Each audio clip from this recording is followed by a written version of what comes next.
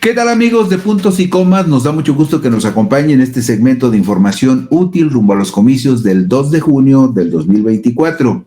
Ya lo sabían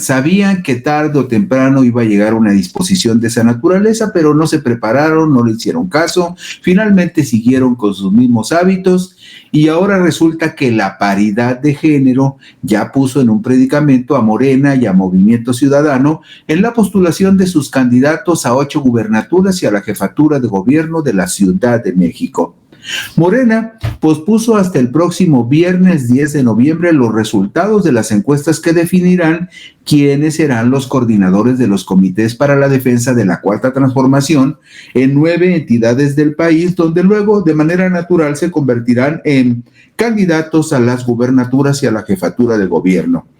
Pero mientras eso sucede, Movimiento Ciudadano, que prácticamente ya designó candidato a la gubernatura de Jalisco, la entidad donde es muy competitivo, quizá donde es más competitivo en todo el país, impugnó ante el Instituto Nacional Electoral las disposiciones que obligarían a acatar la paridad sustantiva de género y la alternancia de género en la postulación de candidatos. Es decir, ya sabían que iba a llegar esa disposición, pero no se prepararon adecuadamente.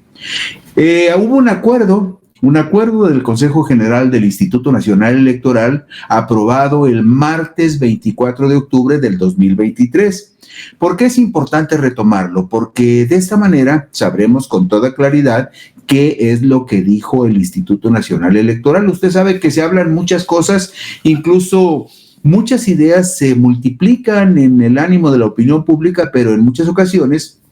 la gente no ha ido al documento original. Vamos a ver en la diapositiva número 2 en pantalla la página 105 del acuerdo del Consejo General del INE, aprobado el martes 24 de octubre del 2023, que dice lo siguiente: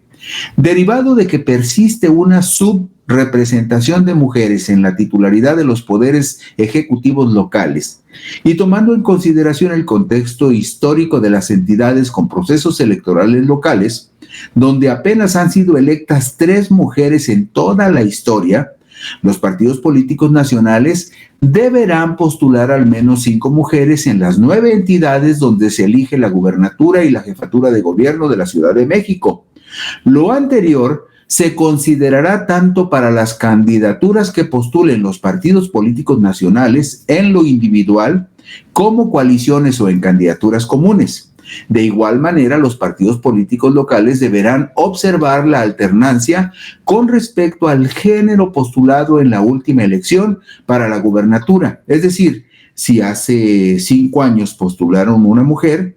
supondríamos que este año tendría que ser un varón. Y viceversa, si en las elecciones del 2018 postularon puros varones, ahora le tocaría el turno a las mujeres, de acuerdo con esta idea y este criterio de que deberá observarse la alternancia con respecto al género postulado en la última elección para la gubernatura, cuando el cargo haya sido ocupado por un hombre. Es decir, si hace 5 años, como sucedió, por ejemplo, en el caso de Morena, que en 9 entidades los candidatos fueron varones. Entonces, si esta disposición de la alternancia de género se observara, Morena tendría que postular 9 candidatas mujeres en 9 entidades,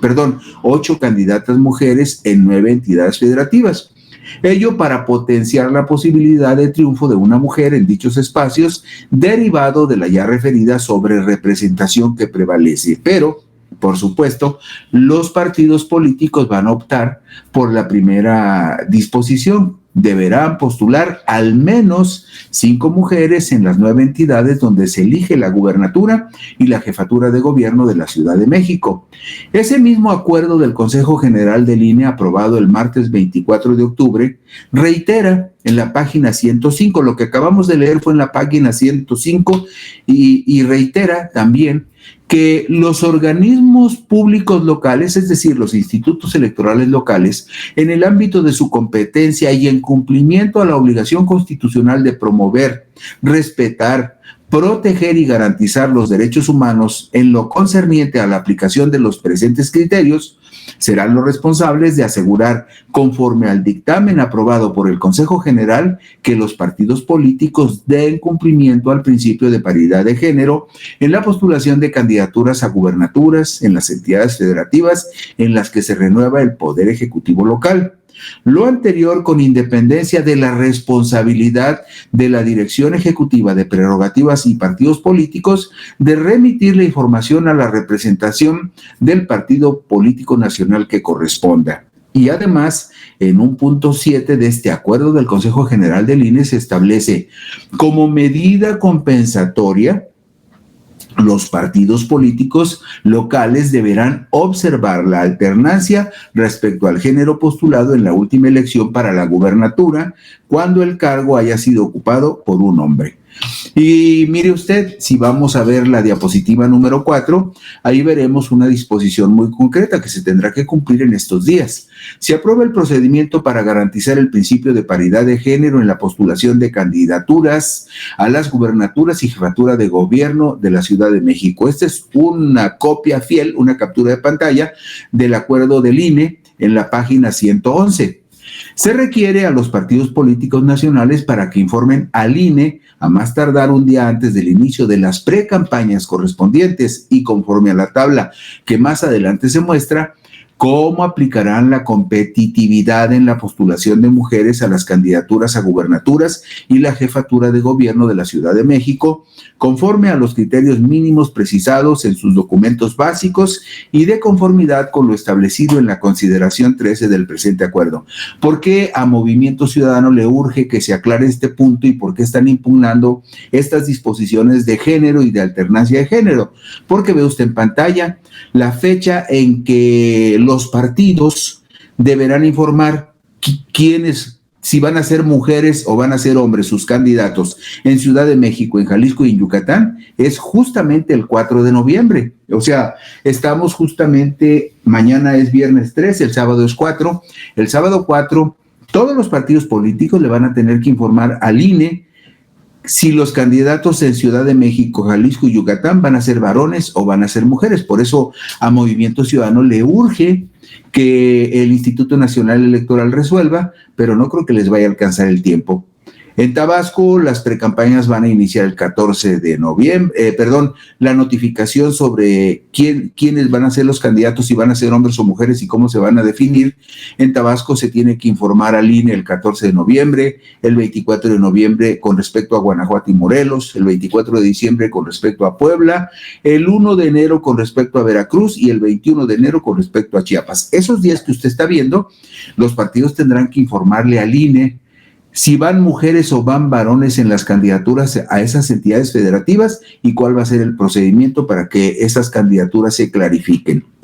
Y en la diapositiva número 5 tenemos un dato importante. Este miércoles 1 de noviembre del 2023, el partido Movimiento Ciudadano presentó una impugnación contra el acuerdo del Instituto Nacional Electoral que establece la paridad de género en candidaturas a gubernaturas.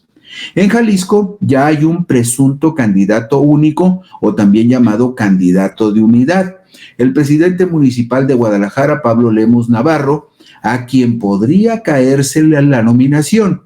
Si en su lugar tuviera que ser postulada una mujer, por disposición del Instituto Nacional Electoral o del Tribunal Electoral, muy probablemente el espacio como candidata de Movimiento Ciudadano en Jalisco le correspondería a la senadora emesista Verónica Delgadillo García. Eso es lo que tiene en este momento a Pablo Lemus muy inquieto y no estaría seguro que a todos los de MC, porque a lo mejor habría quienes preferirían que fuera candidata Verónica Delgadillo a que lo fuera Pablo Lemus, a quien muchos no quieren, por aquel exabrupto de noviembre del año pasado, cuando le dijo arrastrados a la mayoría de los emesistas que fueron a protestar enfrente de la FIL. Bueno, pero esa es otra historia que se va a resolver pronto.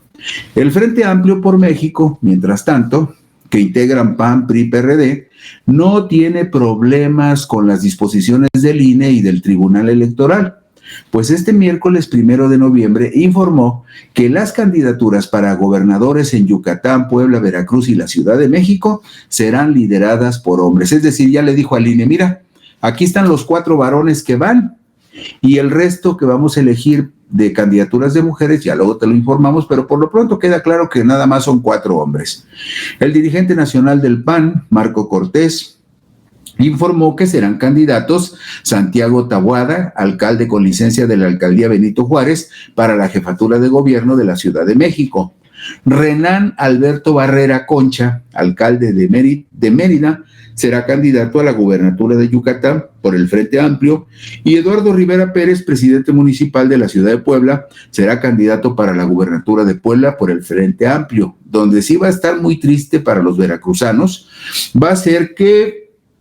el Frente Amplio por México decidió que en Veracruz el candidato del Frente Amplio va a ser designado por el PRI. Y mire usted, entre los prospectos, los 2 finalistas, está el diputado federal José Francisco Yunes Zorrilla y el ex senador Héctor Yunes Landa como las opciones principales. No creo que los del Frente Amplio en Veracruz estén muy contentos, pero es lo que hay o es lo que el PRI les va a poner. Mientras tanto, para cumplir con el principio de paridad de género, el Frente Amplio por México reservó las candidaturas de los estados de Morelos, Chiapas, Tabasco, Jalisco y Guanajuato para mujeres. En Morelos y Chiapas el PRI tendrá la oportunidad de postular candidatos. O sea, en este caso, en el caso de Morelos y de Chiapas, el PRI podrá decidir quiénes serán las mujeres que competirán allí. En Tabasco la decisión será tomada por la dirigencia del PRD, le dejaron esa candidatura para una mujer militante del PRD o una candidata que escoja el PRD. Y en Jalisco y Guanajuato, que son 2 estados, bueno, en Jalisco y en Guanajuato también ahí va a decidir el Partido Acción Nacional quiénes van a ser sus candidatas. En Jalisco es muy difícil que el PAN pueda ganar, pero en Guanajuato el PAN es el partido con más fuerza y el que tiene más posibilidades de conservar la gubernatura. En Jalisco es muy probable que el PAN esté considerando a Diana Araceli González Martínez, está en la foto, que ella es la presidenta estatal del partido. Y probablemente, si tiene suerte, Diana Araceli González Martínez la vamos a ver de candidata a gobernadora. Y bueno, no sabemos si eso pueda condicionar que Morena también se decida por una candidata y que finalmente Verónica Delgadillo sea la candidata de Movimiento Ciudadano. No sabemos qué saben los del PAN, que ellos ya decidieron por su propia iniciativa que en Jalisco van a postular una mujer. Con respecto a la paridad sustantiva de género, en la postulación de mujeres como candidatas a las gubernaturas de los estados, la Sala Superior del Tribunal Electoral del Poder Judicial de la Federación emitió en marzo del 2022 criterios que todos los partidos políticos están obligados a cumplir, supervisados por el Instituto Nacional Electoral, cuando resolvió una queja de la senadora Susana Harp, la vemos en la diapositiva 8, cuando la senadora Susana Harp se quejó por la postulación de Salomón Jara Cruz como candidato de Morena a la gubernatura de Oaxaca. No le dieron la razón del todo a Susana Harp porque le explicaron que no existía una disposición clara que obligara en ese momento a Morena a aplicar estrictamente el criterio de la paridad de género sustantiva. Pero de cualquier manera, en su sentencia del miércoles 30 de marzo del 2022, la Sala Superior del Tribunal Electoral Federal estableció los siguientes criterios. En la Constitución se establece el derecho de la ciudadanía de ser votada en condiciones de paridad y se prevé que entre los fines de los partidos políticos está hacer posible el acceso al poder público y fomentar el principio de paridad, por lo que tendrán que observarlo en la postulación de candidaturas. Así, el hecho de que las legislaturas federal y locales no hayan emitido la ley correspondiente, respectiva, tocante o perteneciente a este tema, eso no es obstáculo para que los partidos políticos establezcan mecanismos que garanticen la postulación paritaria sustantiva, porque esos institutos políticos siempre han estado vinculados al cumplimiento del principio. Esto lo dice la foja número 33 de la sentencia respectiva. con respecto a la queja de la senadora Susana Hart, la senadora de Oaxaca. Y agrega el tribunal en esa sentencia, que le recordamos es de marzo del 2022, es un antecedente muy claro, un precedente jurídico. Agrega el Tribunal Electoral: los criterios de competitividad y transversalidad imponen a los partidos políticos establecer reglas para garantizar que las mujeres no sean postuladas en distritos, municipios o estados en los cuales se tenga nula o poca presencia política, de tal manera que exista alta probabilidad de perder la elección. Dichos principios deben significar que los partidos políticos, mediante disposiciones contenidas en su normatividad, establezcan reglas claras para que las mujeres puedan competir en ámbitos territoriales en los que sus partidos políticos sean altamente competitivos, con el propósito de posibilitar a las mujeres un acceso real a los cargos de elección popular. ¿Cuáles estados son altamente competitivos y donde podría o tendría que haber mujeres? Bueno, pues estamos hablando del caso de Jalisco, estamos hablando del caso de Guanajuato, y también tendrá que analizarse muy seriamente el caso de la Ciudad de México. Todos estos criterios sobre la paridad sustantiva de género fueron reiterados por la Sala Superior del Tribunal Electoral del Poder Judicial de la Federación en otra sentencia emitida el viernes 22 de abril del 2022, al resolver un juicio para la protección de los derechos político-electorales promovido por Maqui Esther Ortiz Domínguez, expresidenta municipal de Reynosa, quien impugnó en su momento la postulación de Américo Villarreal Anaya como candidato de Morena a la gubernatura de Tamaulipas. Le doy estos antecedentes porque el asunto no surgió así nada más de la nada. Estos son criterios que desde el 2022 ya estaba observando y aplicando el Tribunal Electoral, y además obligó y comprometió al INE que tenía que estar al pendiente de esos criterios por una razón: porque los partidos políticos no han establecido normas, reglas y legislación adecuada para que se preserve ese derecho de la paridad de género sustantiva en favor de las mujeres. Entonces, por eso les doy estos antecedentes, para que quede claro que ya lo sabían, pero la verdad es que siempre están tratando los partidos políticos de hacerle trampas a la ley, y más cuando se trata de proteger a sus favoritos. En la Ciudad de México, les decíamos, esta disposición puede favorecer a Clara María Brugada Molina, alcaldesa de Iztapalapa con licencia, y en Guanajuato el PAN probablemente no tenga problema para postular a una mujer, porque Livia Denise García Muñoz Ledo, actual secretaria de Desarrollo Social, está en la lámina 14. Ella es la que está más perfilada para ser la candidata mujer a la gubernatura de Guanajuato por el PAN. Y bueno, era importante precisar algunos de estos datos de la paridad, porque es un asunto que se va a resolver y que va a estar muy vivo en las próximas semanas. Buenas noches, gracias por acompañarnos en Puntos y Comas. Mañana por aquí nos encontramos.